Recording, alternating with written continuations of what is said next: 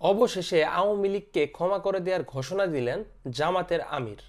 শেষমেশ আওয়ামী লীগকে ক্ষমা করার ঘোষণা দিলেন জামাত আমির।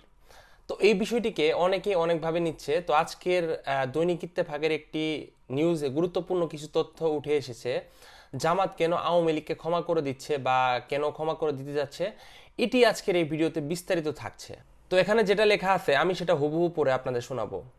বিগত আওয়ামী লীগ সরকার 15.5 বছরে রাজনৈতিকভাবে জামাত ইসলামীর উপর যে নির্যাতন করেছে, এর জন্য তাদের ক্ষমা করে দেওয়ার ঘোষণা দিয়েছেন দলটির আমির ডাক্তার শফিকুর রহমান। মঙ্গলবার 3 সেপ্টেম্বর দুপুরে রাজধানীর তেজগাঁওয়ের একটি রেস্টুরেন্টে সিনিয়র সাংবাদিকদের মতবিনিময় সভায় তিনি এ কথা বলেন। মহানগর উত্তর জামায়াতে ইসলাম এ সভার আয়োজন করেন। জামাতে আমির বলেন, বিগত 15.5 বছর সরকারের জুলুম নির্যাতনের কারণে আমরা আপনাদের সঙ্গে খোলা মনে কথা বলতে পারিনি, গণমানুষের কল্যাণে নির্বিঘ্নে কাজ করতে পারিনি। অথচ শুধু মানুষ নয়, বরং আল্লাহ সব সৃষ্টিকে সম্মান করা আমাদের দায়িত্ব।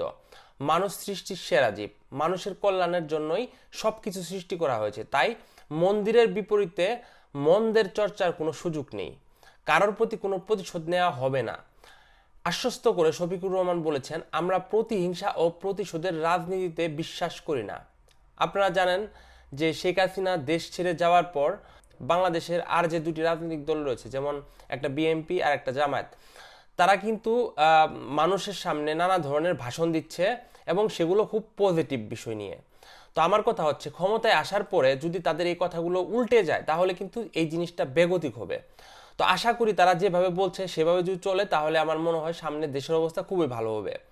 রাজনৈতিকভাবে আমাদের উপর যারা জুলুম নির্যাতন করেছে আমরা তাদের ক্ষমা করে দিয়েছি। আমরা সংশোধন ও ক্ষমার রাজনীতিতে বিশ্বাসী।